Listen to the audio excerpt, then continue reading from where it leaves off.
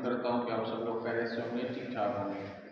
आज हमारी class inter में जो है मैथ का चैप्टर नंबर 7 है, उसमें हम ये टॉपिक पढ़ रहे हैं मिड पॉइंट फार्मूला। ठीक है, क्या नाम है बेटा? Mid point formula. ठीक है, अच्छा ये मिड पॉइंट फार्मूला क्या है इसके बारे में हम सीखेंगे और इसको कैसे मालूम करते हैं ये भी हम सीखेंगे। तो find the mid point. Mid point माने एक ऐसी जगह बीच जो बीच में आता है।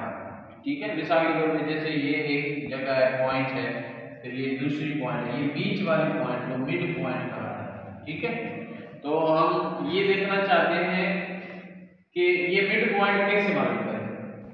तो find the mid point of a line segment. Line segment माने एक लाइन का टुकड़ा ये वाला, इसका मिड पॉइंट यानी बीच वाले पॉइंट कैसे मालूम करें।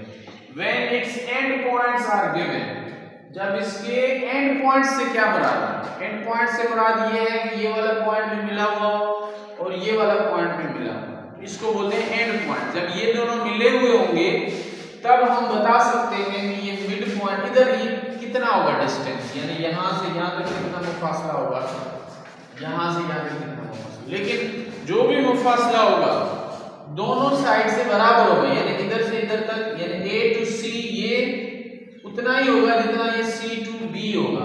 मिड में है, मिड का मतलब है बीच में, बिल्कुल इधर भी उतना ही इधर भी उतना, सेंटर पे।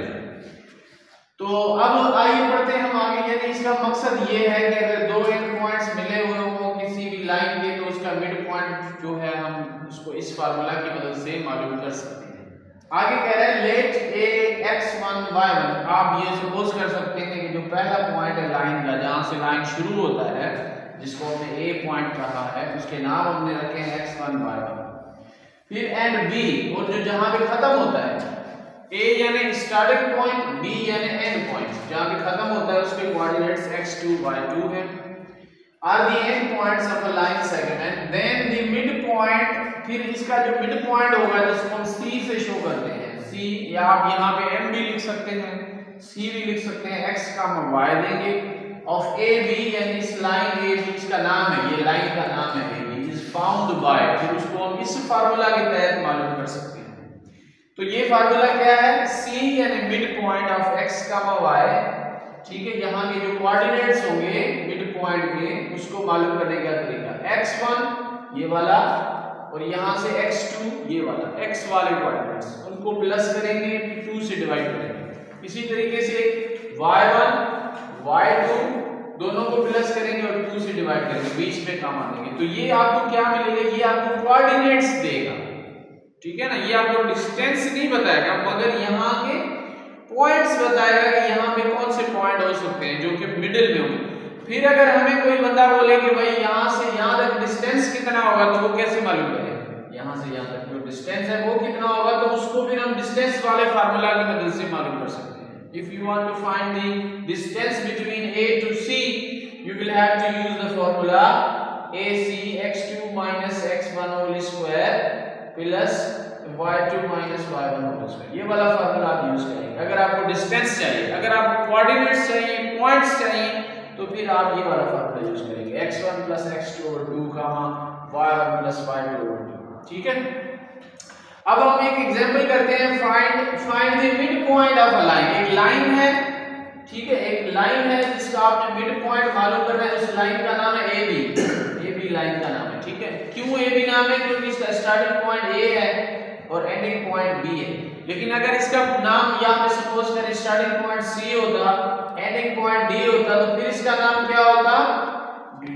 CD या DC भी आप बोल सकते हैं। ठीक है, CD या DC भी आप बोल सकते हैं, फिर इसका नाम हो जाता CD।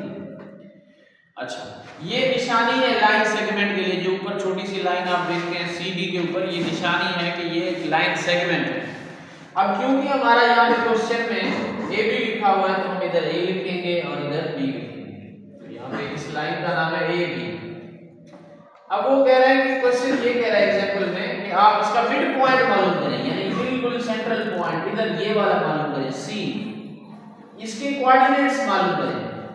whose end points are -1, 3, 5, -3। अब इस लाइन में जो एंड पॉइंट्स है यानी शुरू वाला पॉइंट ए के पास है जो कि हमारे पास -1, 3 है, -1, 3, और जो बी है वो है 5, -3।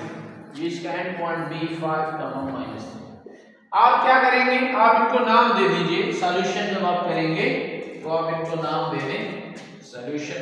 अच्छा, ये सॉल्यूशन आप इनको नाम देंगे। ये हो गया x1, y1 और ये आपका ये x2, y2।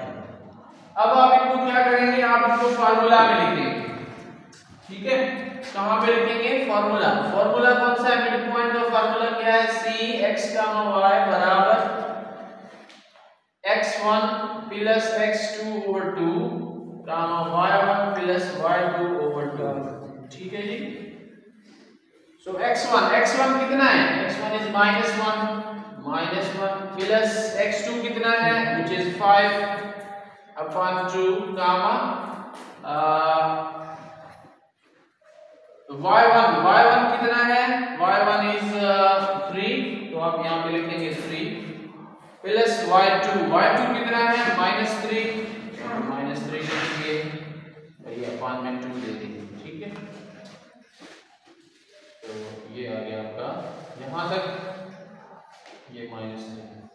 अब इनको सॉल्व करें, -1 प्लस 5 कितना होता है, ये आ जाएगा 5 में से 1 चला जाएगा, बाकी 4 बचेगा, 4/2 गामा 3 प्लस -3 में से -3 जाएंगे, बाकी क्या बचेगा, 0 बचेगा, 0/2। So this will be equal to 4/2 यानी 2 1 2 2 2 4। तो यहां से बचा 2 और ये 0.20 के बराबर है। तो यानी हमारे जो कोऑर्डिनेट्स होंगे इस जगह पे जो कोऑर्डिनेट्स होंगे c, दिस विल बी 2, 0। तो ये हमारा आंसर। ठीक है बच्चों, तो आपको समझ आया। अच्छा, तो आज हमने सीखा मिड पॉइंट फार्मूला, जिसके लिए फार्मूला है, ये इसका एग्जांपल था। यहाँ पे जो इस पॉइंट को मालूम करने के लिए हम ये वाला फार्मूला यूज करते हैं, ये उसका एग्जांपल था। तो हमने -1 एंड +5 किया अपॉन 2 एंड देन 3 प्लस -3 किया अपॉन 2। तो ये हमारे कोऑर्डिनेट्स आ गए। लेकिन अब अगर आप चाहते हैं कि मुझे पता लगे कि यहाँ से यहाँ तक डिस्टेंस कितना है, ये तो पॉइंट्स मिले हैं ना, ये डिस्टेंस नहीं बता रहा है, इसके पॉइंट्स मिले हैं हमें सिर्फ। तो भाई डिस्टेंस कितना होगा, अगर डिस्टेंस आप मालूम करना चाहते हैं फ्रॉम A टू C, उसके लिए आप फार्मूला यूज करेंगे x2 - x1 whole square plus y2 - y1 whole square. ठीक है, अब आप इसको नाम दे दीजिए, x1 y1 होगा, ये x2 y2 होगा। ठीक है, x2 y2। अब आप फार्मूला के मुताबिक वैल्यूज रखें, x2 कितना है उधर से देखेंगे 2 माइनस x1 कितना है which is -1। अब इसका स्क्वायर करें, फिर प्लस y2 कितना है, y2 ये वाला, this is 0 and -3 whole square. So it's 2 minus into minus plus हो जाएगा 1 whole square plus 0 -3 whole square. तो ये आ जाएगा 3 का स्क्वायर प्लस 3 का square. This one is 9, this is again 9। So the AC यानी distance of A to C is equal to 9 plus 9 is 18.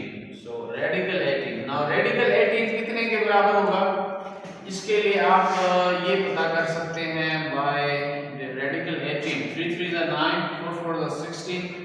Almost 4 से ऊपर होगा, 5 से कम होगा। लेकिन अगर आप पता करना चाहते हैं तो आप मालूम कर सकते हैं बाय डिवीजन मेथड, आप इसको हल कर सकते हैं। So it's 4 4 is 16। ठीक है जी।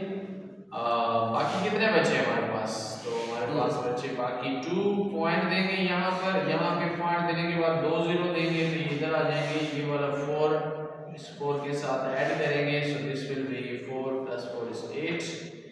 अब यहाँ पे अगर हम 2 लिखते हैं, 2 82 हो जाएगा, ये टाइम्स 2, दिस इज 4 8 2 16। एंड अगर 3 लिखते हैं तो क्या हो जाएगा, 3 लिखेंगे तो हमारे पास 3 3 9 ये बढ़ जाएगा। सो 82 × 2 which is 16। तो यहाँ पे 2 लिखेंगे, इधर भी 2 लिखेंगे, ऑलमोस्ट ये 4.2 के बराबर होगा ऑलमोस्ट। तो यहाँ से जो ये वाला जो डिस्टेंस है this will be equal to 4.2 और ये वाला भी इतना ही होगा 4.2। ठीक है जी। तो ये था हमारा आज का लेसन, इसी के साथ ही थैंक यू एंड खुदा हाफिज़।